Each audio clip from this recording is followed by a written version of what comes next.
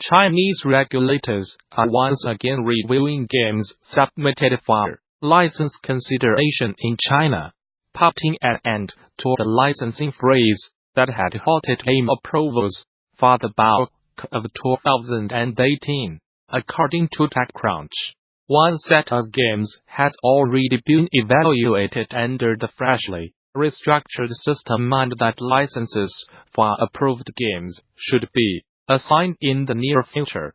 Prior to today, Chinese game makers had been enduring a 9-month-long freeze on the approval process that typically greenlights games for release and monetization in China.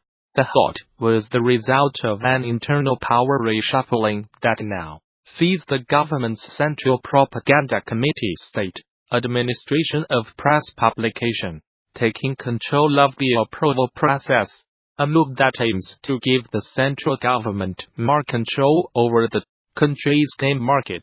Now up and running again, the approval process is both looking to bar games that are deemed to contain pornography, gambling, violence, historical misrepresentations, and other potentially inappropriate content, according to a statement made by a senior member of the Chinese Communist Party's propaganda department.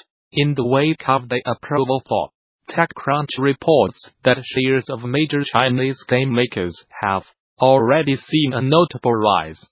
Tencent's shares have increased by 4% since the announcement, while NetEase has seen a 1% increase. As we get ready to say goodbye to 2018, now is a great time for attendees and exhibitors of next year's game developers conference to start arranging on-site meetings with each other using Connect business matchmaking. With just months to go until the big event, this is the perfect time to start thinking about who you want to meet at the show. This popular online tool allows most geek attendees to identify, contact, and request to receive meetings with geek exhibitors of all kinds, either in exhibitor booths at the special GD Connect Lounge. GD Connect is available to all pass types except Expo, and Expo pass holders can still upgrade to an Expo Plus pass to secure access to this powerful meeting tool. Once you have registered for GD, your profile will be automatically created. Simply log in, update your profile, and start searching for meeting opportunities immediately. This personalized, easy-to-use tool allows you to search for connections by their job and company focus and geographic location. Send meeting requests to create an on-site schedule that fits your objectives, and connect with potential partners. Attendees seeking more information on the show session lineup should check out the official 2019 schedule builder, which continues to add new talks every week. Bring your team to GD, register a group of 10 or more and save 10% on conference passes. Learn more for more details on GDC 2019 visit the show's official website, or subscribe to regular updates via Facebook, Twitter, OS. Gamasutra and GD are sibling organizations under parent company Informa. The German Consumer Protection Authority, VZBV, is taking Nintendo to cut over Nintendo's digital pre-order policies, specifically over the strict policy that eShop pre-orders cannot be cancelled. Eurogamer spotted a report from the Norwegian site Pressfire that says the VZBV is well on its way to starting formal proceedings, and has moved the entire case.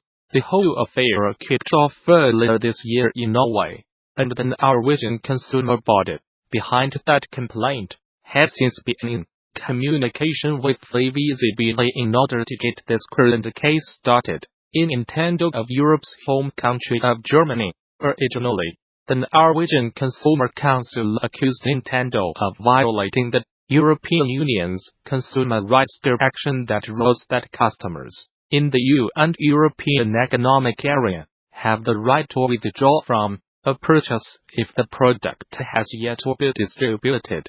Nintendo's terms affirm that all sales made on the eShop are final, including those made for games that have yet to release.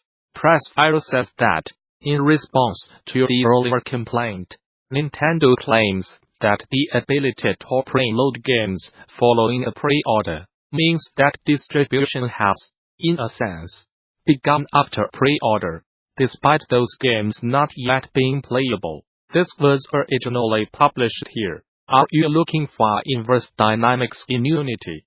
Unity's physics engine, physics. It does not exist as far as I can tell, but it does exist for other physics engines, such as Bullet and possibly Open Dynamics engine. Luckily, inverse dynamics is not too hard to implement in Unity. Unity does have an IK, inverse kinematics, feature, but that only helps you with kinematic motion, and not with physical-based motion. You do not want your humanoid character to just move. You also want him to move realistically. That's where inverse dynamics comes in. Before we dive into the implementation details, you can find an overview of inverse dynamics, an overview of inverse kinematics, in this article. First, we will go over an abstract algorithm, so you understand the high-level procedures to implement the inverse dynamics algorithm. Then, we will go over the actual equations you need to implement the algorithm. Finally, we will go over the base cases necessary for this recursive algorithm. The ultimate output of inverse dynamics are the forces and torques of the rigid body required to make a movement, with the inputs being the orientations, angular velocity, and angular acceleration at each joint.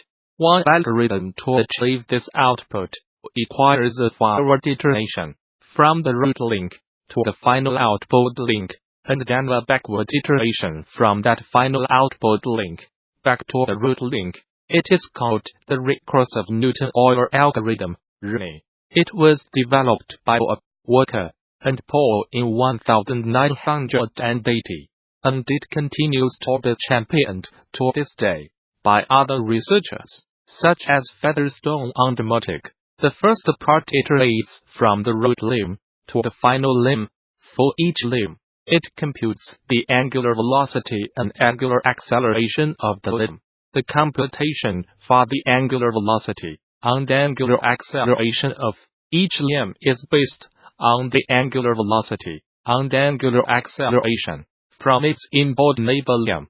For each limb, it computes the linear acceleration at the inboard joint. Computing the linear acceleration at the joint is based on the angular velocity and linear velocity from its inboard neighbor limb. This process of computing angular and linear velocities accelerations for each limb, from the root limb to final limb, is called velocity acceleration propagation. This is because each velocity acceleration is based on the velocity acceleration from the neighboring inboard limb. In other words, the previous limb. The rest of the computations for each limb are based on the limbs on angular velocity, angular acceleration, and linear acceleration at the joint. For each limb, it computes the linear acceleration at the limb center of mass. For each limb, it computes the internal forces for each limb. For each limb, it computes the internal torques for each limb. The second part iterates from the final limb to the root limb. For each limb, it computes the joint force based on the joint force from its outboard neighbor limb. For each limb, it computes the joint torque based on the joint torque from its outboard neighbor limb. The second part is much simpler than the first part. As you can see, you might have noticed that each computation in the pseudocode above is abstracted by a function. Luckily, each of those functions is merely a one-liner equation. That said, each one-liner of code is packed with mathematical cross products, derivatives, and notations. We will explain all of the math in the next article, coming soon, if you are interested. But for those that are fine with the plug-in check algorithm, this article provides the pseudocode for inverse dynamics with all the required math equations. First, here are some definitions and figures. If some of the prefix and postfix notations did not make sense, here is a diagram to help clarify. With that in mind, we move on to the actual algorithm. That's the Newton-Euler method. Part 1 iterates forwards from the root limb. Part 2 iterates backward from the final limb.